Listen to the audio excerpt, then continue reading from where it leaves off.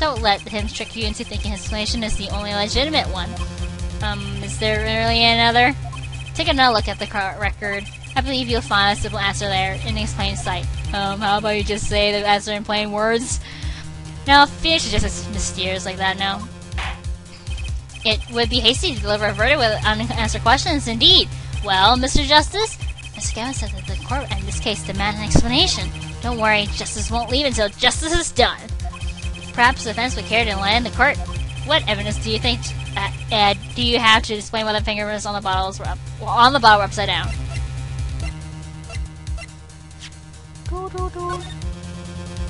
See the bottle on the floor?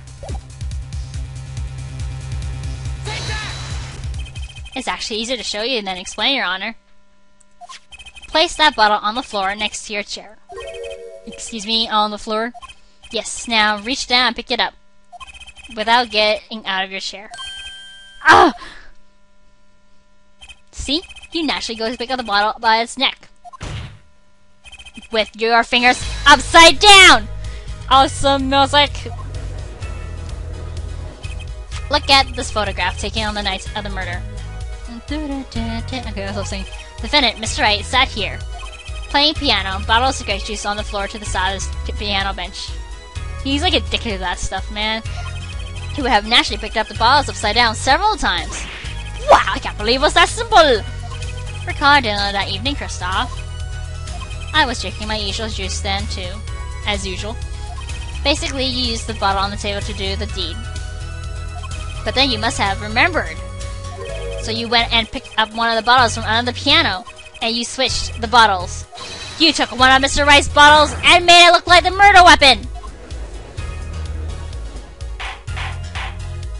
Order! Order! Order! What do you have to say to these charges, Mr. Gavin? Fascinating. So this is the legendary attorney's famed tactic of misdirection. What? You claim that I switched the bottle? Where is your proof? Proof? Well, that's, as I thought, more baseless conjecture. I'm afraid your bottle of proof is quite empty. Objection! I wouldn't be so sure about that. Your Honor. Battle of Wits. Battle of Wits, so epic. I gotta stop using epic. It's getting overused. We initiated the investigation in the hideout earlier. Do you recall I requested an additional investigation? Ah, yes. I have your memo about that here. Retrieve the bottles from under the piano at the Borscht Book Club. And here's one of the bottles in question. Huh, what? Are you going to dust that for fingerprints too? I would be surprised if any were on that bottle but his. Mr. Gavin probably wouldn't make such a novice mistake, true. That bottle won't bear a trace of anything. Say, Apollo. Yes? Why don't you go ahead and examine the bottle? Why? Just humor me. Mr. Wright. The bottle will solve this case once and for all. What? That's some bottle. Grape juice. How long has it been since I drank grape juice? Apparently, it's Mr. Wright's favorite drink. I wonder how well it goes with me. Yeah, we've read this before. I see something! There's something inside the bottle!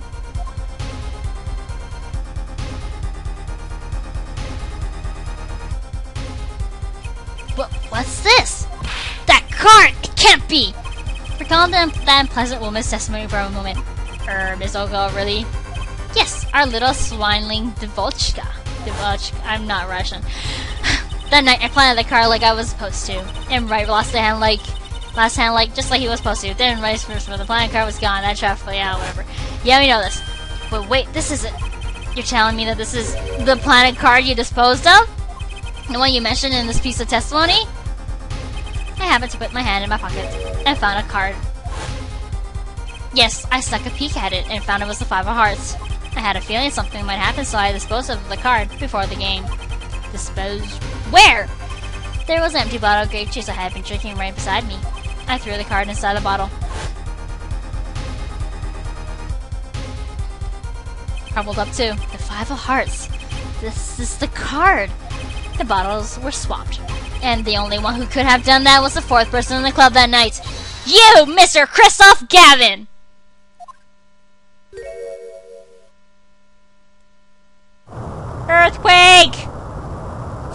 lobster! He has the power to levitate lobsters.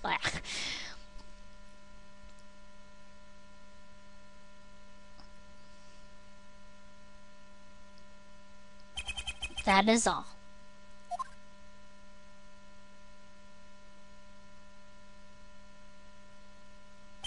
Is this your idea of revenge, Phoenix Wright? Revenge? Revenge for the events that took away our attorney's badge 7 years ago. My past is like my logic, straight and true. Nothing's changed. All I did was point the finger of justice in the proper direction. You point justice in the right direction. Yeah, whatever. Justice, right, whatever. Fine. I'm glad we could have this little tete-a-tete, right? That's French for head-to-head. This is insane! What about me? Don't I get to prosecute anyone? He's saying this is insane, this is madness, this is ridiculous, and this is dumb. Yeah.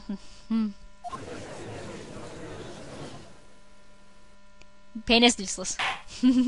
Gavel. I believe this time we finally come to the end of our trial. Mr. Payne, do you have a report for us on Christoph Gavin? He's admitted everything. We're processing his arrest now. I see. Still, one has to wonder why he would do such a thing. Wait, we never told no about his motive. He didn't even have a connection to the victim. Did he? None that we know of. That's right. Have you anything to add? I'm afraid I can't shed any more light on the matter. No, really? Both his victims, just Shady Smith. His occupation was listed as traveler. An odd profession, to be sure, and that's all we know about him. I'll arrange a follow-up investigation, Your Honor. Good. Miss Wright? Yes? 7 years, and you still haven't lost your touch. Christoph Gavin was a man with much significance for me, both as a friend and a lawyer. He was extremely talented, to be sure. I needed 2 things before I could confront him. The first was a place where no injustice would be tolerated, this courtroom. The second was a man who would tolerate no injustice. In other words, a defense attorney. You, Apollo. Me? A dark time is coming for our legal system. A twisting of justice brought on by our very own court system. We have to set it right. Mr. Wright. Our work lies ahead of us. And I, for one, am looking forward to it. Well, this seems like a good time to announce a verdict. This court finds the defendant, Mr. Phoenix Wright! Not guilty. Confetti! Whee! Court is adjourned. The trial system is like the one in Japan, so yeah. April 20th, 4:28 p.m. District Court, Defendant Lobby Number 3. Happy music! Thanks, Apollo. You came through, just like I thought you would. I'm pretty sure I didn't do a thing in there. Yeah, Phoenix pretty much manipulated everyone. That's what people think. Unless you against the corner, Mr. the killer. I couldn't have done it by myself. You sensed it too today, didn't you? Your ability. Yes, the sensitivity I lack. You'll come to understand it soon enough. Wait, I wonder if he means... I have one question for the witness then. You say you saw the moment the defendant hit the victim? Is this true? Of course it's true! What's this weird vibe I'm getting? The trippiness. What was that, Mr. Wright? You'll have to find the answer to that question yourself. The answer... right. Today was full of questions without answers, most of them about Mr. Gavin. What possible reason could he have to commit murder? We'll find out soon enough. Perhaps you'll learn that in the days to come. Wait, you don't know, do you? This locket is the key. Huh? Oh, that reminds me. I met the girl whose picture is in your locket. Your daughter, right? That's right, she's my daughter. You know, you were right about this locket. I took this off his neck the night he died, but it looks like our dear Russian scam artist saw me. Wait, why does the victim have this locket? So the truth is, this locket really did belong to him. Wait, but that's jury! You testified. You said that locket was yours! I said no such thing, actually. Huh? I merely said that it was a locket with my daughter's picture inside. That's a subtle distinction, but a distinction nonetheless. So yeah, Phoenix Wright never lied in the case. And it's the truth. Wait, but then why? Why was the victim wearing a lock with a picture of your daughter inside it? Sometimes the straightest path to the truth isn't the best one. Give it time. You're still just getting started with your career.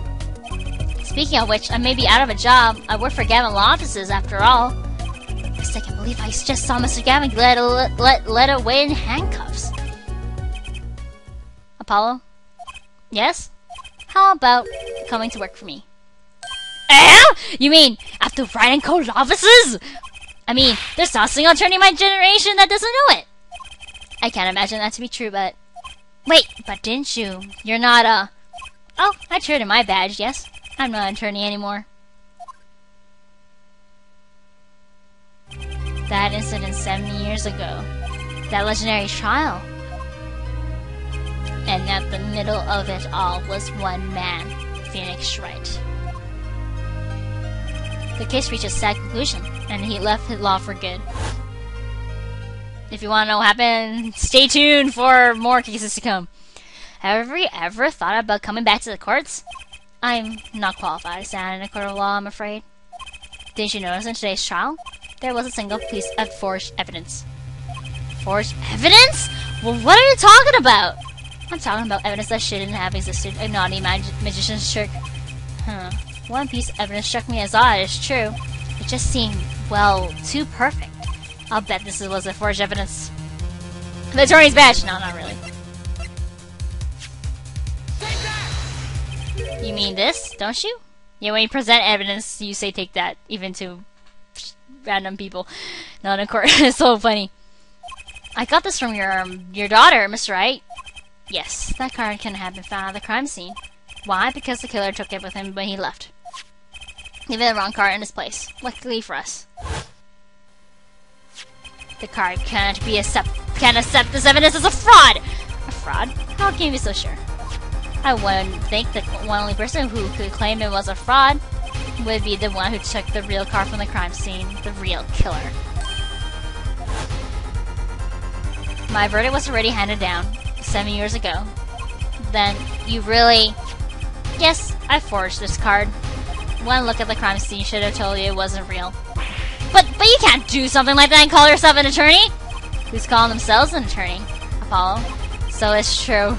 The rumor is true! 7 years ago! None of that matters much now, does it?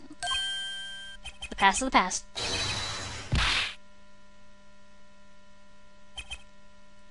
I punched him. He punched him. Temper tantrum. It's your story from here on out, Apollo. Remember, without that ace, we couldn't have got Kristoff. And plus, he didn't actually say it was at this scene of the crime. They forced it so they can actually answer Kristoff's question. It's like, because some people think that Phoenix turned bad because he's forged evidence and stuff, but I believe that he has reason to do that. If he didn't, Kristoff will not be caught. Would have never been caught. It's your story from here on out, Apollo. Yep, this is Apollo's story. Perhaps I can help you turn the next page. My office's address. Drop in, if you like. Mr. Wright. Oh, about your uppercut. Try yelling, "Take that!" next time. I find it packs a little more punch. Faye is teaching Apollo how to punch. Okay, over. And Apollo, thanks for today. I had a good time. You had a good time. You were accused of murder. Yeah, great.